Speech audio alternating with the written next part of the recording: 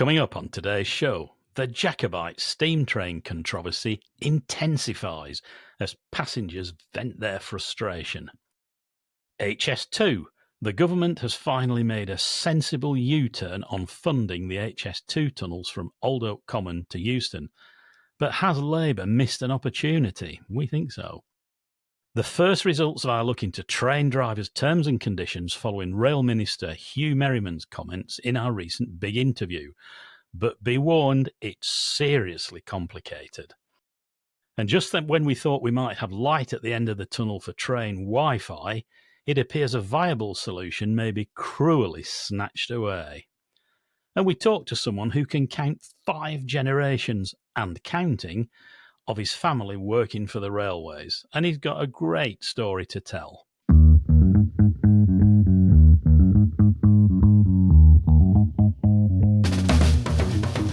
Hello, and welcome to Green Signals, your railway podcast from me, Nigel Harris, in Lincolnshire, and from the wilds of Wiltshire.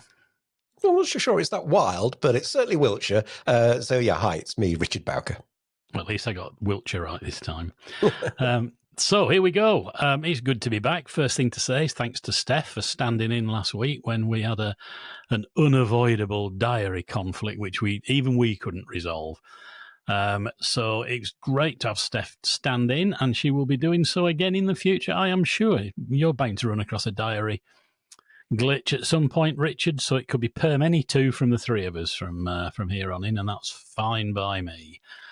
It did feel slightly odd, though, in the last sort of 24 hours when I knew you two were having your sort of final conversations and plans and all the rest of it, and my lip was quivering a bit at being left out of it. But the upside is it was quite novel coming to it as our viewers and listeners do, not having a clue a bit of a clue, but not having any detailed information about what it was going to be. But it played really well. It's good stuff. I was impressed, and I can say that because I wasn't a part of it. I am deeply, deeply disappointed that I wasn't around to talk about your admission of being wrong, quote, on just about everything with regard to the quiz, Richard. I would have enjoyed that, as you know. And as for your confession of Eurovision, I mean, I remain gobsmacked about that. Here's a man who's a top-class musician who's gigged in front of 27,000 people, who's done session work and God knows what. And all you can do on a Saturday night when you're at home with your dear wife is both of you sit there with your notebooks listening to Boom Bang a Kling Klong or whatever it is for 2.5 or 3 hours. I was in great company. Can I just say, by the way, notwithstanding the past 30 seconds, how lovely it is to see you again, Nigel. Thank you, Richard. On the Eurovision, I was in great company. I mean, Alex Hines was there. Richard Salkeld was there. Clearly it's not just me. I was a bit. Maybe you'll go next year, Richard. Maybe you'll make up a trio with them, and the three of you can get down in the mosh pit. Well, my daughter went to it last year in Liverpool, so I suppose I didn't quite make it myself, but she went. I was a little disappointed with it this year. It was a bit. It's always a bit political, you know. Norway votes for Finland, and Finland votes for Sweden, and all that kind of stuff. But it was a nastiness to it, which I don't think was very nice. But nonetheless, it was still a great event. The usual absolute rubbish interspersed with occasionally some good tunes. And yeah, we had a bit of a laugh. As far as the quiz is concerned, yeah, I mean, you know, you didn't need to bring it up, but yeah. No, but I just wanted to. Oh, well, that's fair enough. Okay. You're right. Absolutely. I got it all kind of badly wrong, really, but sorry, we've got a bit of a glitch on the line there. I didn't quite hear that, Richard. No, it was a bit of a glitch my end as well. I think we should move on. One of the things that we talked about on the show last week were, obviously we talked about all the mayoral elections. Can I also just say, I can't believe I'm about to do this, but apologies to Tracy Brabin in West Yorkshire and Steve Rotherham in Liverpool City region for suggesting that they hadn't been elections in both of those two places. They clearly had. I got my spreadsheet wrong. But anyway, I think the fact that they were re-elected with so little fuss is kind of a bit of a story in itself, really. But one of the things we talked about were airports. And there's this kind of real weird obsession that all regional mayors seem to have, is you're not a world-class region without a world-class airport with world-class connections to, well, I guess the world, which I find very odd. We got some pretty strong comments back on it. We did. You'll love this one, right? I'm actually just going to read the bit of this out because it still gets me quite amazed. This chap started and said, a solution to regional international airports are link services and through ticketing. And I'm thinking, oh, brilliant. This is all about high-speed rail connecting, airports and avoiding the need for domestic flights. No. I'm from Birmingham, and it makes far more sense to fly long haul via Birmingham to Europe connections rather than the hassle of travelling to and from Heathrow. Then goes on to say, if there were Birmingham to Heathrow, think about that, Birmingham to Heathrow, Gatwick, Manchester, and perhaps Prestwick link flights. Birmingham to Manchester? I'd be more than happy. The same could be true for Doncaster, Newcastle, Cardiff, etc. You kind of go, flipping heck. Somebody else emailed and said, I do understand flying is not environmentally friendly, but try stopping all the holidays abroad. No way. And I suppose... It's not the point. It's not the point. You're right. My reaction to all of that is, and we're allowed opinions, aren't we? Because this is our manor, so our rules. I just think domestic flights are something we should actually be slightly ashamed of. I get interlining, which is this business where if you're going from Manchester to New York, sometimes it's easier to get from Manchester and then change at Heathrow. I understand that. But that's another reason why HS2 should have gone to Heathrow, right? But why this domestic flight business and trying to create links to everywhere from everywhere? Sorry, folks, there is a climate emergency. Whatever your views on that, we have got a real issue. And I think we should be doing everything we can to reduce domestic flights, not increase them. You're right. Hub and spoke works in somewhere as big as the States, doesn't it? Both for passengers and for cargo. But not in this country. I mean, places like Newquay are just about far enough away to warrant a modest service. But Birmingham, Manchester, I do not think so. And yes, the French, anything 3 hours, isn't it? You have to go on the train. Is it 3 hours, is it? I think it's 3 hours. Yeah. Well, there you go. Good policy. Good wine, good food, and good rail policy. Let's hear it for the French.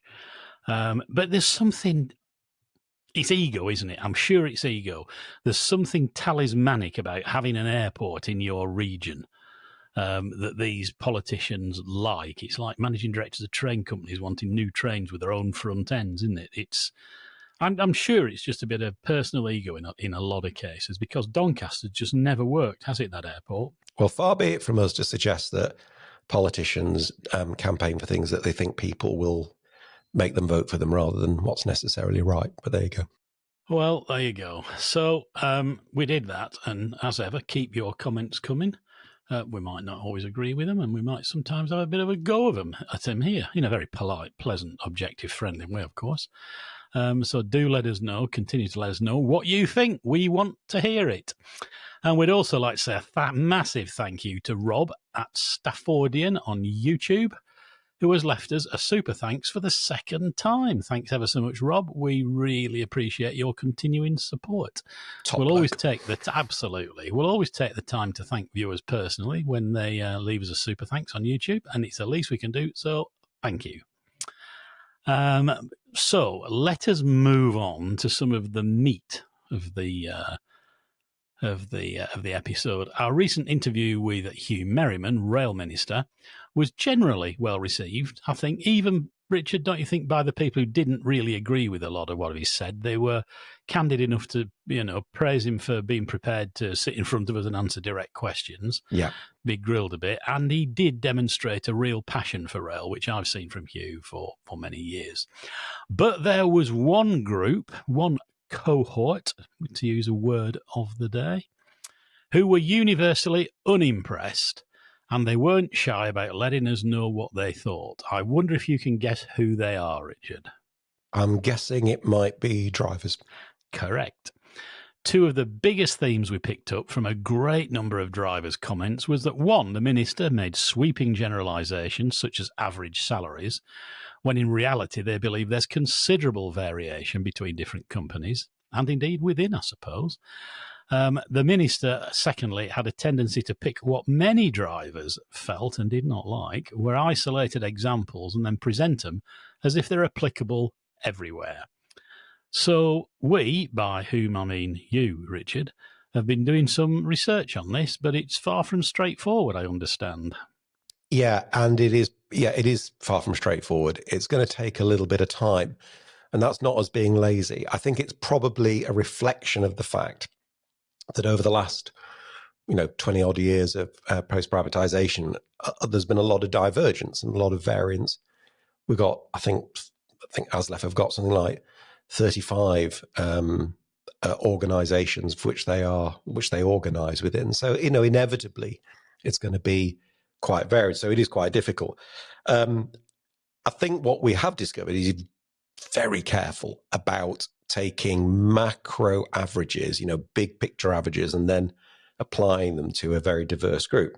I mean, what you mean, like saying that train drivers have got an average of £60,000 a year, because both Harper and Huw are very keen to use that quite often. And it isn't necessarily wrong as a number, but I'll explain why it's also a bit dangerous.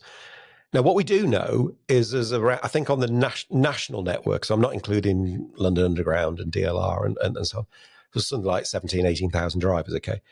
And they will have different T's and C's, terms and conditions, because of the reason we said, so many companies over 25 years now. But as you said, what the minister said was the average salary is sort of £60,000. Can I just do one thing, which I know it's not your favourite topic. Oh, you're going to do maths, aren't you? We're going to do a bit of maths just to explain what we mean by this. So let's take 3 fictitious people, and they're on an hourly rate, 3 of them. One's on £4 an hour, one's on £5 an hour, one's on £6 an hour, okay? To work out what the average hourly rate is, very simple. You take the 3 numbers, so £4 plus £5 is 9, plus 6 is 15, divided by the number of people, which was 3. 15 divided by 3 equals £5 an hour. So the average for those 3 is £5 an hour. I'm still with you.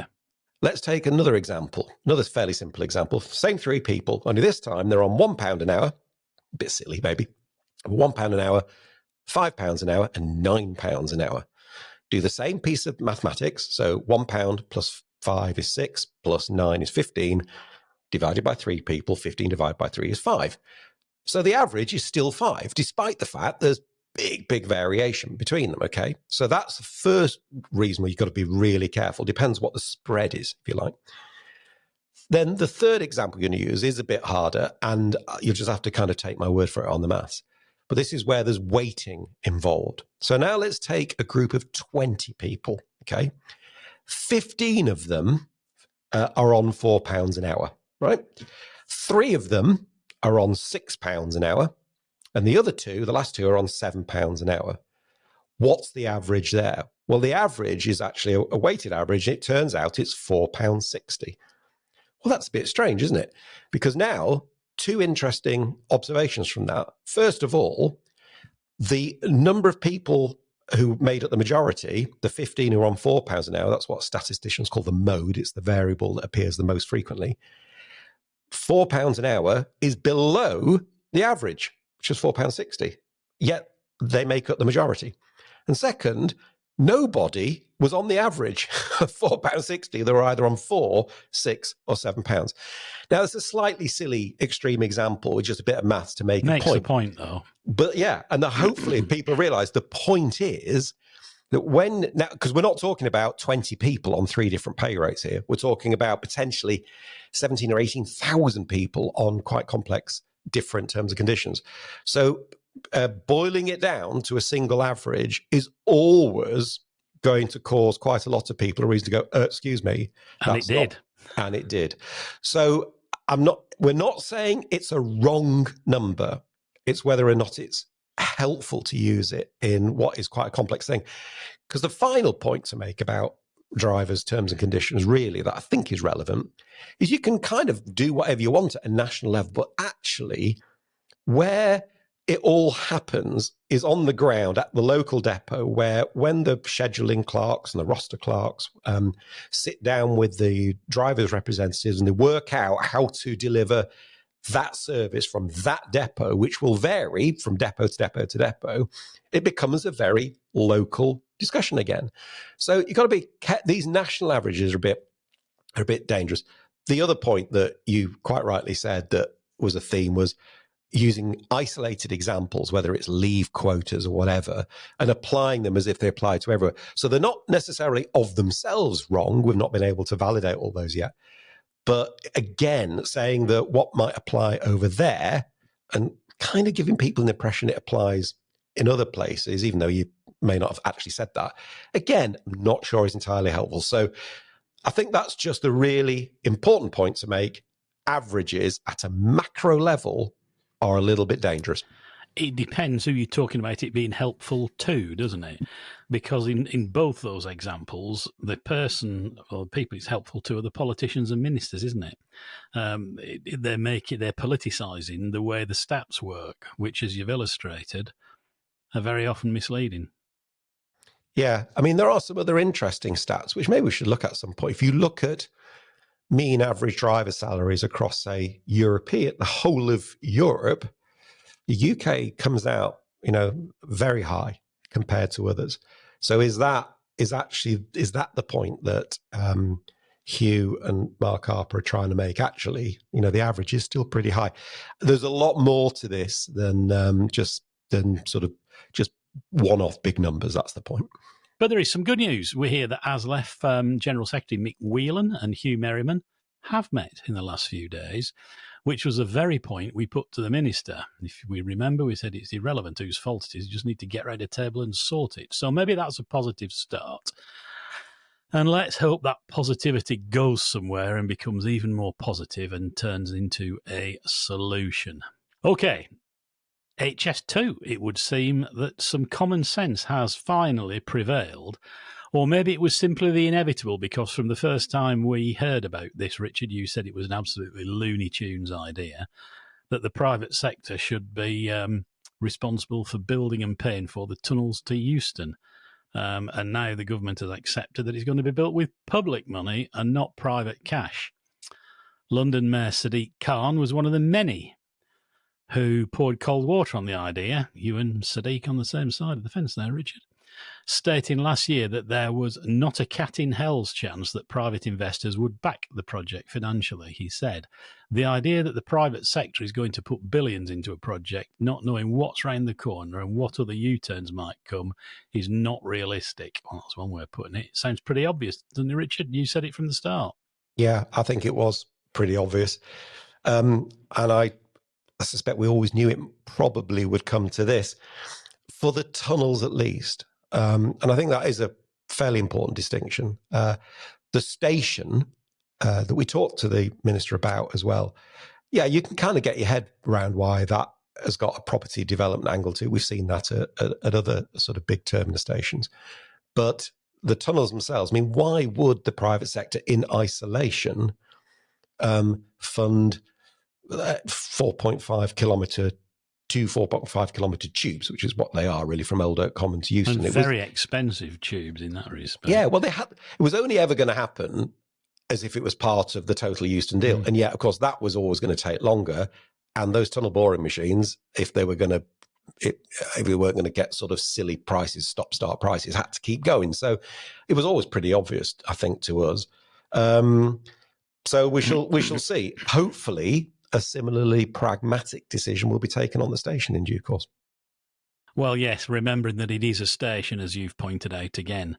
Huw did confirm it will be a station at Euston. He did confirm that the grade-separated approaches will be there so that it doesn't restrict capacity unduly and turning trains round and all that sort of thing. So a bit of a step forward there on two respects. But look, do you think that, because we both really quite like the Labour rail plan, but do you think Labour made, well, a bit of a hash of their response to this? Because I think I do. I wonder whether the wrong thing got focused on. And you might say that's the same thing. I'm just splitting hairs. Okay. Well, we're just describing it differently, I think. Yeah. Because I think if I'd been advising, I would have said, look, focus on the fact that everybody said when they made the announcement in October last year that it was daft. Stupid idea. And you were never going to, so you were never going to get those tunnels financed any other way. So all that's happened is you look a bit daft now because we told you then, right? Instead, what they focused on was where's the money coming from this? Now, the reality is the money's coming from the HS2 pot that was already approved. And so I just personally think that was actually not the right thing, because they ended up getting sucked into this. Louise got a bit sucked in this narrative of spiraling costs and all the rest of it, and that's the government narrative. That's Sunak's narrative. That's the anti-HS2 narrative, really. So I'd have focused more on the fact that actually everybody had said this was what was going to happen anyway. I think it was a lost opportunity, and it was certainly a misstep from which I hope that she and the Labour Party policy on rail can recover, because the rail plan was pretty good. It was well received. It seemed very pragmatic, and there was a chance here to nail down and re-stress that pragmatism, and I think they lost that opportunity. I think the real problem probably is who's advising Louise. I don't know on that, but I think on this point, back on the rail plan is, I still have the same view about the rail plan now as I had about it before. I think it's pragmatic, sensible, all the rest of it. I think this was just a particular issue, and an opportunity was taken maybe to make a political point. And yeah, I think I'd have made a slightly different one, but there you go. Right, let us move on to the gift that keeps on giving.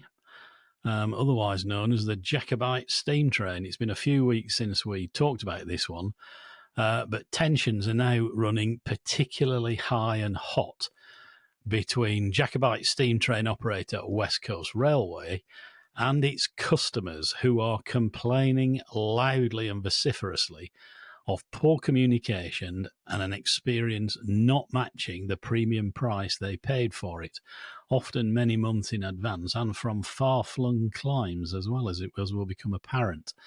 The one thing you've usually been able to say is that those who tried the Jacobite have overwhelmingly enjoyed it. The connection with Harry Potter, some of the most glorious scenery in the country, a steam train, viaducts, it's what's not to like. But this is not a good change in mood amongst a market that you depend on, is it? Just update us where we're up to, Richard, would you, in terms of West Coast dispute, because you've been keeping your finger on what's been going on between them and the regulator. Sure. Well, I mean, not an awful lot has changed in that respect since we last talked about it, really, which is why we've not been able to update anyone.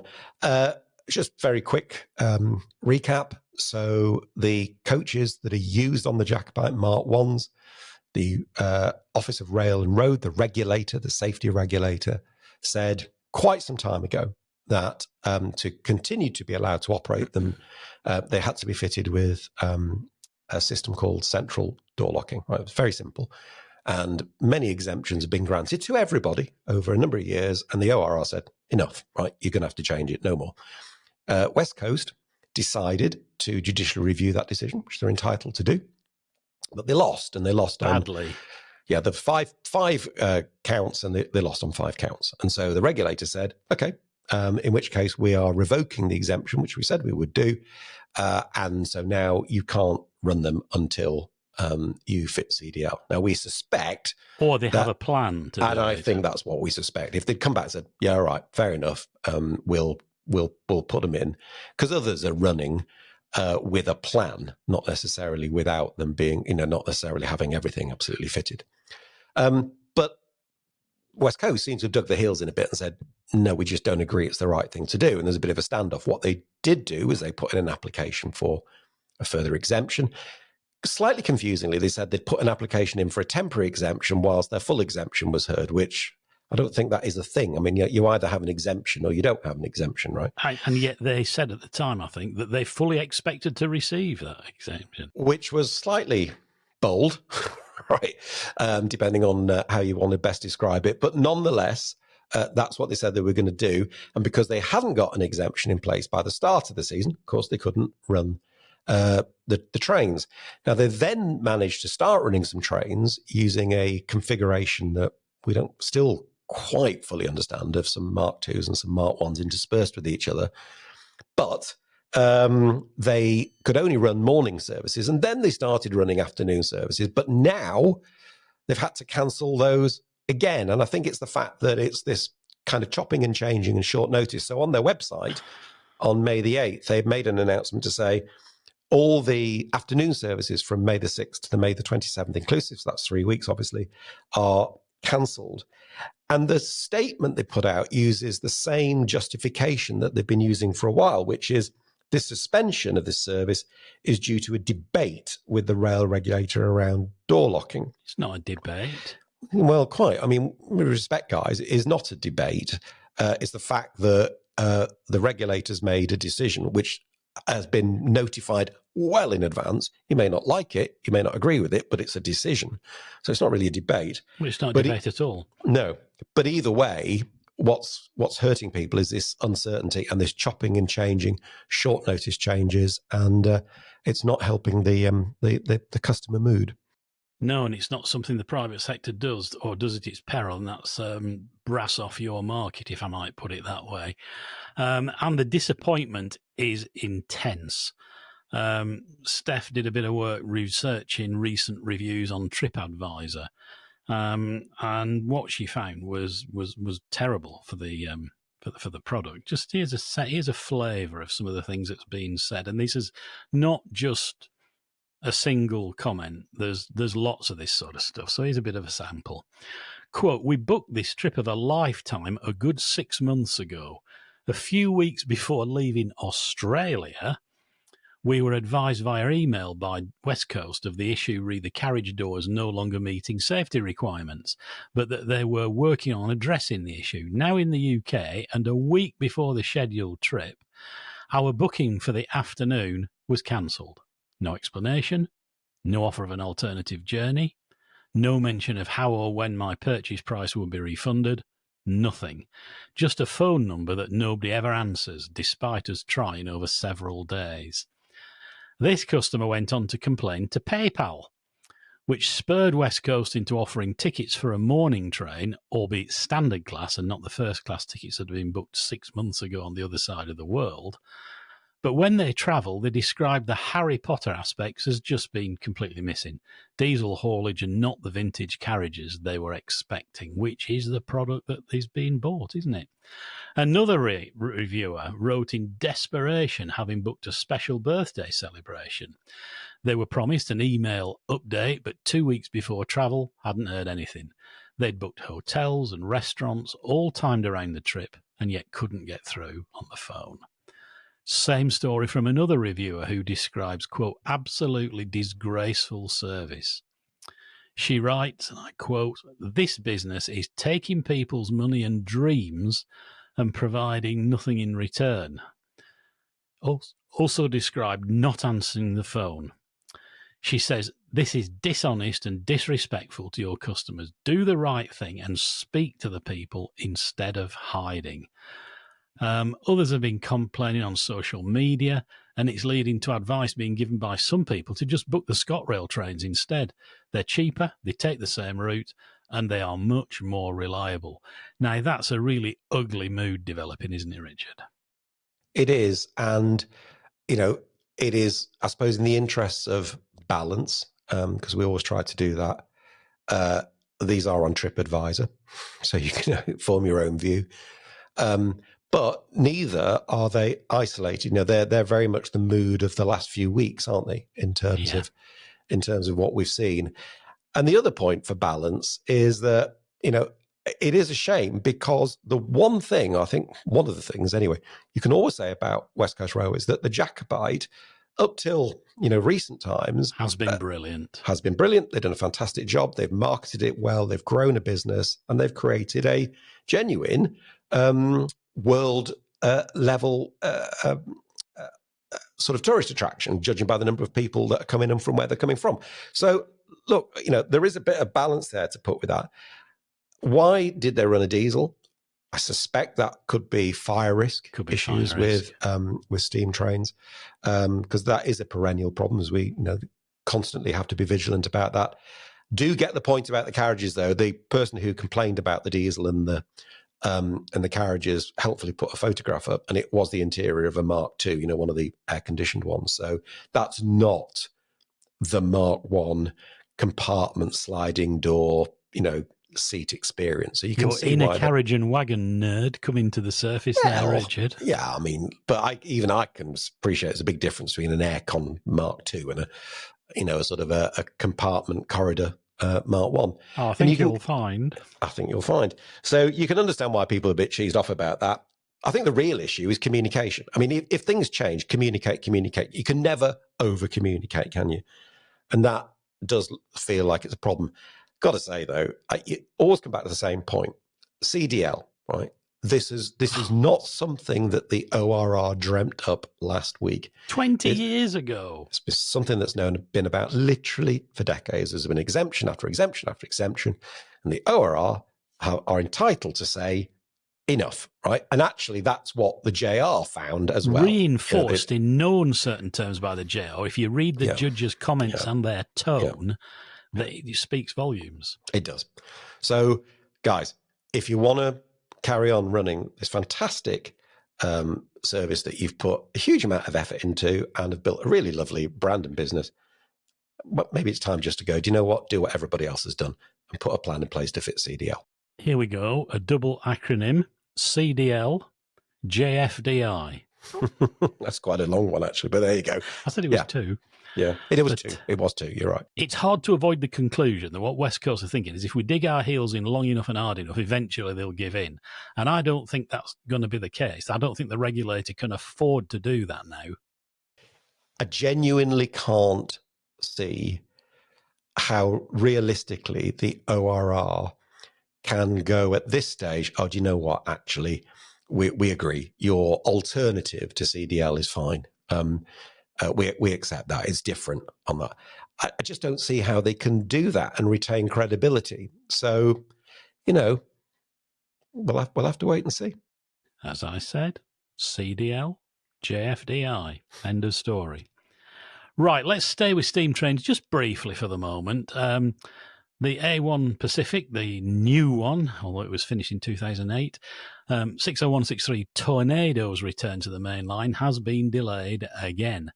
The A1 Steam Locomotive Trust issued an update recently saying that they had faced, quote, unanticipated challenges in the area of coded welding, a matter that has affected a number of heritage railway projects as well as our own.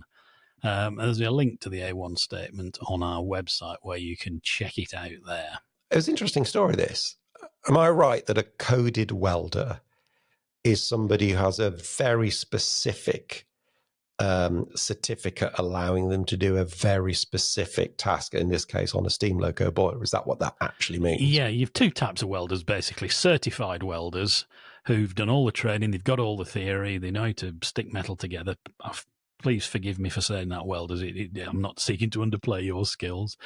But a coded welder means he's coded, certified, for exactly as you say. And the area where coded welders, and I've used them as in my own steam locomotive activities, is on boilers.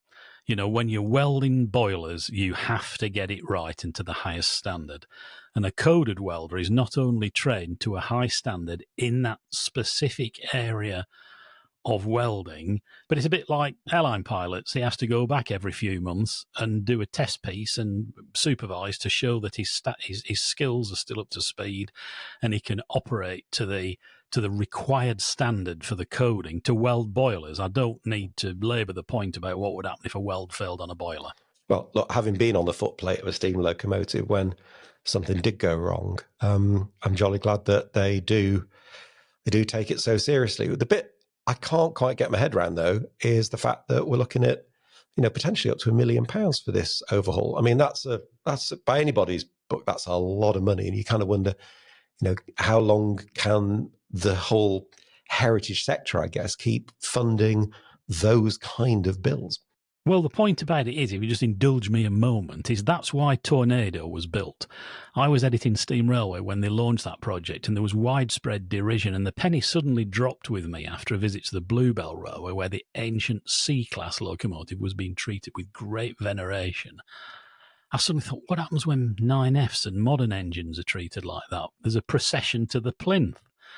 My money's in the polls to help the A1 Trust. And the idea of the A1 is that it would make steam continue well into the next generation. So the idea that, and it will, but the idea that a locomotive finished as recently as 2008 is now costing the fat end of £1 million to overhaul is a salutary piece of information. It is. I think the thing we should remember, though, Tornado is kind of different to preservation, isn't it? This is about almost like creating a tourist attraction. I'm sure there'll be people heading for the keyboards now. But in order to get people onto steam trains who may not necessarily have done so before, because it has become quite a celebrity thing, really. So it's kind of transcended that sort of barrier between preservation and a tourist attraction. But yeah, big numbers. It's that Flying Scotsman aura that they're trying to create around Tornado. And your interesting bit of nugget of information today, which I'm inordinately proud, is I was actually Tornado's very first rostered driver. There you go. At the Great Central. But it is a magnificent piece of equipment. And, chaired by Steve Davis, they do a brilliant job. And everything, it's a bit like the Festiniog, Richard. You've been to Darlington and seen their works. You look at anything they do and it's just done proper. Oh, it's professional. It's immaculate. It's superb. No. Please don't anybody think that we're suggesting that anything else. The A1 Steam Locomotive Trust is superb. Yeah. And they're building another. The P2 is well underway. I haven't seen it. You have. I have seen it. I took my father. We went and had a look. Steve showed us around. The casting for the cylinder block. It is just absolutely out of this world. So yeah, long may it continue, but the numbers are a bit scary. So, interesting story in the Sunday Times. Moving on to our next chapter. Over the weekend about Wi-Fi on trains, which we all like grumbling about. I know I do. Apparently, the first route in Britain to have a really fast and reliable Wi-Fi will launch in August, boasting speeds at 50 times the average at present. This super-fast Wi-Fi will debut on a 44-mile stretch of one of Britain's busiest lines, the South Western Railway, services from London Waterloo bound for Southampton and Exeter. The 5G Wi-Fi will begin as the train passes through Earlsfield in southwest London and end in Basingstoke in Hampshire. More than 200 trains have been fitted with the onboard equipment needed, so they are ready to use it after a successful trial, and I do love this. A successful trial, doubtless carried out well out of public gaze when you know where it is, on a 10-mile stretch of the Island Line on the Isle of Wight. So briefly, the Island lines had the fastest train Wi-Fi anywhere. How about that? Brilliant. All our problems are over, Richard, yeah? No. Never. There you go. Never let a piece of good news knowingly pass unchallenged. My reaction when I saw the headline was exactly the same as yours. Though, oh, fantastic! Listen, this is great. Although I did like some wag on the Times. I think it was the Times actually, who said some person said, "Well, I live in Winchester and it stops at Basingstoke." So does that mean I'll get to Basingstoke and it'll re-enter a black hole of Hampshire? I don't know, but nonetheless, you read that and you thought this is superb. And I understand, again, from the Times that First Group were planning to put it onto Avanti West Coast next, which is fantastic. And there'd also even been a plan to look at it on the East Coast Main Line. But according to the Times, the Department for Transport had intervened and said, no, we can't justify it. So the newspaper had suggested that it will go on to this Southwestern Railway piece, but then after that, the team will get effectively dismantled apart from a group that will just be ensuring that bit works, which I thought was really rather sad. Well, it is, because it is bloody annoying, if you forgive the expression. I made a trip to Harrogate a couple of weeks ago. On the way back from Harrogate to Peterborough via York, I tried all the way from Harrogate to York to get Northern's Wi-Fi to connect, and it simply wouldn't. It was a waste of time. Once I got on the East Coast, LNER does a much better job. Sometimes it can be a bit slow on a big and heavy train, but I've never not connected to Wi-Fi on the East Coast, and so it can be done. I genuinely think it puts people off. I used to have the same experience as you on East Midland Railways. I'm not having to go at a particular train company. We know that when you're on these long intercity services, loads and loads of people, the bandwidth draw on the system can get enormous, right? So that's hence the reason, I guess, why they were looking at this thing down in on Southwestern Railway. I think it's one of those things now that's a bit like, like a hygiene factor, really. You just expect it. Yeah. And given that post-COVID, as Grant Shapps always used to love to tell us, everybody's using Zoom now and no one's traveling. Well, we know that's not true. Travel patterns have changed. Nonsense. But business travel, well, I think the mix has changed a bit, hasn't it? Not in the way he's suggesting. No, it's not. That's true. But the mix has changed. And the business travel is the bit that we need to kind of sort of attract back. That's where more effort's got to be made. And I think Wi-Fi, I'm afraid, is a fundamental part of that. If you can't use it on the train, it's extremely frustrating. So, yeah, I think a great shame. Now, in fairness, I know you rolled your eyes, and probably entirely rightly, when I said DFT.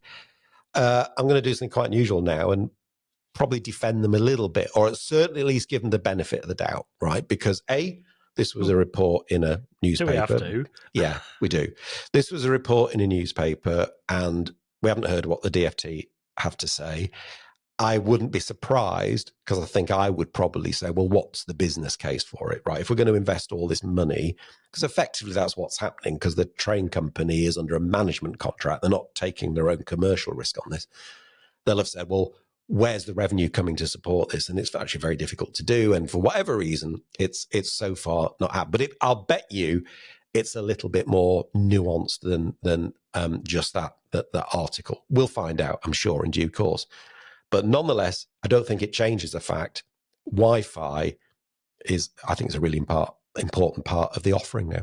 Well, it absolutely is. If you go and stay in a hotel these days, you'd be appalled if you had to share a bathroom at the end of the corridor, as you used to not that long ago, or there was no TV. These are, you just expect it as part of the thing, and it is one of those hygiene factors, Richard. You put your finger on it, people just expect it, and I honestly believe it's enough to put people off. If somebody on business thinks, well, I can't work anyway, I might as well drive or whatever, then they'll do it. And frankly, we don't need any more reasons for people not to use trains, do we? Correct. And is it a sign of things to come? Should we be concerned that in a future Labour world, recognising we haven't had an election just yet, that the owning groups, faced with the end of their role in the railway at some couple of months, few months, couple of years, whatever it might be, just fold their arms and say, well, we're not going to do it. Why should we? Well, I think that there's a risk of a change in kind of mood post an election, for which there'll have to be a carefully thought through transition plan. Need to keep people incentivized and motivated. I think that's fair. I mean, private companies tend to be commercially rational. So if there's a deal to be done, they'll behave rationally. I mean, you won't kind of get something and, well, I'm just not going to do it, even though it would have made me some money. So I think there will need to be a plan that I agree with, which hopefully everybody's working on, just in case it needs to get implemented. Well, let's hope that this is going on. So, hey, tell you what, shall we do the quiz? I could do with a laugh. Charming. That's properly harsh, is that? Right, okay, well, we'll move on to the quiz, and then you can have your laugh at my expense, no doubt, right? Well, last week's question was a little bit of a head scratcher for some, because there were a number of answers that were suggested for what I thought was a pretty straightforward question. Yeah, but you did decide on a particularly sneaky answer, Richard. You see, I don't think it was that sneaky. All right, I think that's a little bit, a little bit mean. There were some good alternatives. Oh, challenging, not mean. Okay, well, look, the reason I say that is the majority of answers were for the one that I thought was the correct one, right? So let's remind ourselves what the question was. The question was, when Steph and I recorded this show, it was on the 8th of May. So we said, look, we're recording this show on the 8th of May. What important event in the rail industry's the railway's history was celebrated has been celebrated in the last week. Right now, lots of people said what we thought was the right answer, and we said we would put all the correct ones into a big hat. We did have a lot, right? And anybody who the cutoff was Saturday at midday, and then we would pick one out at random, which we did. And so on that basis, the winner is Stephen Davis, 6949, who on YouTube, who correctly said, this week, I think the answer is the anniversary of the start of a fully electrified service from London, Euston to Glasgow. And he's absolutely right. 6th of May, 1974, the electrification from Weaver Junction, just south of Runcorn, on the West Coast Main Line, near Runcorn, up to Motherwell was completed. So you could catch an electric train all the way from London to Glasgow. So well done, Stephen. If you email us on info@greensignals.org to tell us where you would like your mug sent, we will get it on its way to you. 50 years, that makes me feel old, Richard. There's a bit in it. I used to catch me Craven's DMUs at Burnley Central and go to Preston specifically to watch the pairs of Class 50s on the pre-electrified service, and was very sad when they disappeared. But it was a time of great excitement for the railway. You know, Preston Power Box opened. Oh, you're right, we saw a lot of signal boxes close.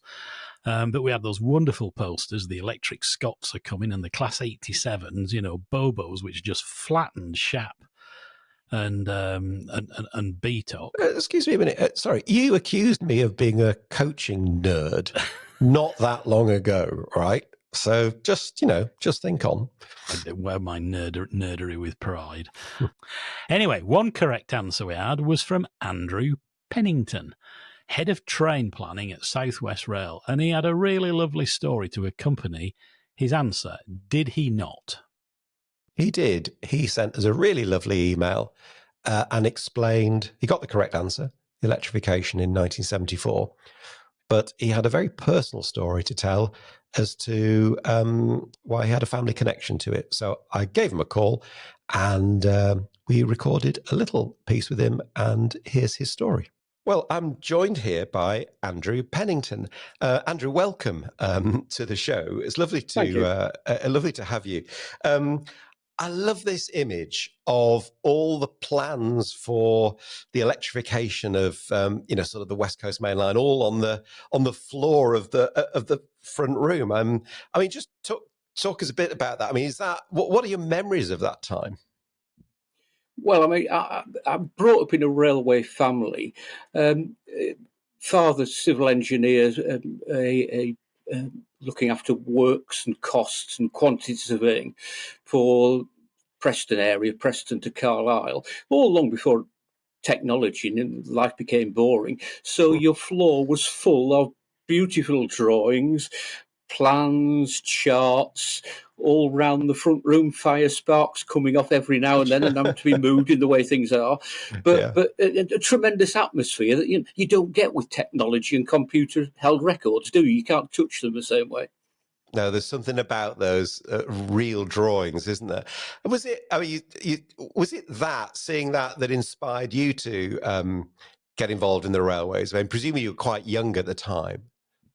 Well, I come from a railway family, and I guess partly because of that, travel facilities, very young age. You go out on the train, perhaps the way other people drive. Just you live in that whole world of railways. People talking about railways. It's just so natural. I'm not sure it was a conscious decision to join the railway.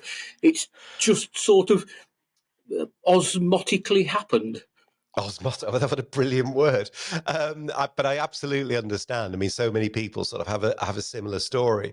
I loved that brochure you sent through. Thank you. That the PDF you sent of that electrification brochure from 1974. I mean, quite dated when you look at it now, but a lovely record. I don't know about you though. I read the brochure, watched the film Wires Over the Border, which is superb, and you look at the work methods and how they did it in those days. It's fair to say the world's rather different now, isn't it? Oh, it is. I mean, clearly the sort of health and safety didn't exist as we know it now, and clearly the railway's a much safer place. but whether it's quite got the right balance between safety and cost, the ultimate safe railway, you never run trains. But we've got ourselves into a position where schemes are so expensive. We don't do single line working because we perceive the risk to staff. We find it difficult to manage that. And we find ourselves, I was previously on First Great Western, unable to deliver cost-effectively electrification schemes now. It's so sad. No, I think there's some good challenges there about things like single line working. Nobody wants anything that's unsafe, quite the opposite. But thinking through mitigations, obviously, such an important important thing. You mentioned there about you come from a railway family. Am I right in thinking that not only can you go back a few generations, but the Pennington sort of legacy of railways, sort of dynasty of railways, continues as well? Oh, you can go right back to my great-grandfather and through my father, self brother.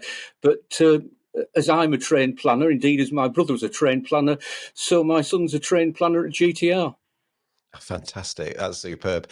And I understand that although you're not far from retirement, because railways are like this, aren't they? The day after you start a role helping the Chartered Institute of Rail Operators with all sorts of stuff, I think, around resources and development programs for the next generation, which sounds a fantastic project. I've been hugely privileged, and it perhaps comes back to that perhaps the world of safety has changed. When I came onto the railway, working in an office environment, we went out at weekends, we went onto work sites, we understood how the railway operates. There's sadly, a lack of understanding. So many people coming into an office environment, they don't see the operational railway. They can't have my experience, but what I'm hoping to do is give them my knowledge and the learning that's come from that. There is nothing new in this railway. It's all happened before. We're into quite difficult times at the minute, but we've got some really dedicated people out there. They just need the help to learn, to grow, to understand particularly how the railway operates as a system rather than living in functional train operating company or network rail or freight operating company silos, to see the railway together. And that's, I'm hoping to leave a legacy, candidly, of my 40 years on the railway, for when I walk out the door from being in a train operating company environment and network rail environment, to actually leaving something which people can use to make the railway better. Well, that knowledge and experience is literally priceless. So it's superb you're going to do that for the Institute of Railway Operators. Thank you. And listen, what a wonderful story. I still have this image now of all the plans for the electrification of the West Coast laid out on the floor with sparks from the hearth and you as a young boy sort of being inspired by it all. But Andrew, thank you so much for joining us, and good luck with the last few months and good luck with the new role. Thank you. Cheers. That was really great. Again, and a perfect illustration, Richard, isn't it? Of, for, so many railway people, it's not what they do, it's what they are. It's in their DNA. And to listen to Andrew talking about going back several generations and his son on the railway now, that's the sort of strength which the railway would do well to nurture and keep and encourage, because we need people like Andrew, don't we? Totally agree. No, it was a lovely conversation. I felt very, it was great. It was great to do. So thank you, Andrew. Of course, we've just got to finish off with this week's quiz question. So, is it properly researched? And jeepers. Right. Anyway, I'm not even gonna sort of give that an answer. Right. Here's the question: where is the longest operational railway platform in the country? So if you think you know where the longest operational railway platform is in the country, either on YouTube or via email, please, info@greensignals.org. Please do those two, because we need a timestamp. And the deadline is Saturday at midday. And we will then do what we did this week and put all the correct answers in a hat and pull out one at random. It is, we're in dangerous territory, really, Richard, because as our friend Twin Peaks pointed out on X the other day, where you have tripped up, it's been a geographical matter every time. And here we are with another geographical question. So I await next week with considerable interest. Good. And here we are. Here's your bonus question quickly. What used to be the longest platform?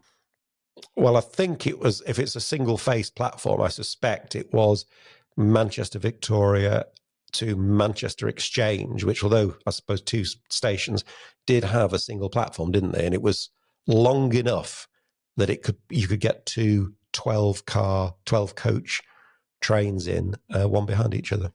It was very long, and in all the sort of boys' books and spotters' books and things, it always said the longest platform. There was one between those two stations, Manchester Exchange, blimey, you'd never know it was even there. Indeed not. So, good, speaking of things that are no longer there, good news this week on the issue. Did you like that? I thought that was given what's coming. I thought it was very clever. Well done. Right. I thought of it on the hoof as I opened my mouth to speak. Spontaneous. It just came, Richard. That's how I roll. Anyway, good news. Don't make that noise. Good news this week on the issue of Lineside vegetation management, which is not always a headline, but there you go. I was going to say, those are words that don't normally appear in the same sentence, do they? Well, it is good news, actually, because, mighty oaks from small acorns, etc., if you'll excuse the pun. But I got an email from Nick Millington. A text. Apologies. Let's be accurate. The route director of Wales and Borders. Now, if you listen to or watch our channel regularly, you'll know that a couple of months ago, I spent a day with Nick out on the Wales and Borders region looking at issues of climate change, whether they were flood attenuation or vegetation, Lineside, trees, that kind of stuff. It was a great day. Did a video on it. It's on the channel. Have a look at that. You'll enjoy it. It's not long, but Nick's brilliant. Really good. The last place we visited that day was Bryn y Gwynan foot crossing, which is on the South Wales main line, not far from Bridgend, which has got or had a temporary speed restriction on it on the down line because there's a bend and there's a sight line issue. And because of the encroachment of the trees, which they hadn't been allowed to cut back, they had to put a TSR in place, temporary speed restriction, because of sight line being compromised. The good news is he texted me to say he's been able to cut back the trees, the sightline's been restored, and the TSR has been removed. The only downside is it's taken 5 years, so which is all a bit mad. But a win is a win. Anybody who knows Nick knows he is nothing if not relentlessly tenacious. So well done. And here's to some more terminally successes. Enthusiastic and passionate, isn't he? Absolutely. So it's good news. I'm glad he's got that done. Even though the word temporary is doing some heavy lifting when it's been in place 5 years. But good one, Nick. Really, really well done. And Richard's video is worth seeing. And while I'm mentioning Richard's video, don't forget to, if you haven't seen it, to look at his Festiniog Railway footplate video, which is really great. It's nudged up towards, I think, 2,500 or there. I think it's a bit more than that now. Yep. Is it? Yeah, Oh, I think right. so, yeah. Fantastic piece of work. Really captures a good crew working together on a beautifully maintained engine. And it's you could use it as an instructional video for how crews need to work together. Do turn the volume up, though, because I think it's I think it's the soundtrack that really kind of makes it. But anyway. I mean, I was genuinely amazed. I mean, I've been up and down the Festiniog many times, but never done a sort of footplate trip or a virtual footplate trip like that. And I was just astonished at the length of time that little engine was just flogging away very hard over mile after mile after mile. And Tim, the fireman, made it look just easy, as did Matt, the driver. So have a look at that. It's really worth looking at. Half an hour of your time well spent. And sadly, that's all we've got time for this week. Thanks so much for watching or listening. Don't forget to give us a thumbs up, leave a comment. And if you haven't already, subscribe to the YouTube channel if that's where you watch us. Do catch up with the Huw Merriman interview. If you haven't already watched it, it's worth having a look at. And most important, do join us again next week when the three of us will present what we've got as the things to talk about, and we're looking forward to doing that. Always like to have your company. But for now, it's goodbye from me and... It's goodbye from me.